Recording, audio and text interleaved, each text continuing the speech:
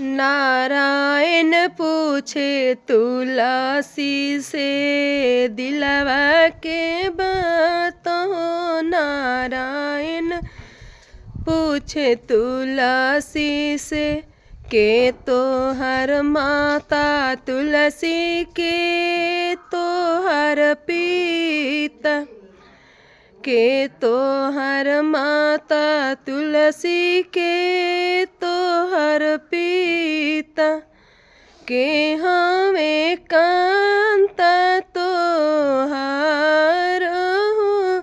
ए नारायण पूछे तुलसी से दिलवा के बात हो। नारायण पूछे तुलसी से धरती मोरे मातया कसा हमरो पिता मुरली बजाने वाले कंता हमार हो। नारायण पूछे तुलसी से दिलवा के बात हो। नारायण पूछे तुलसी से।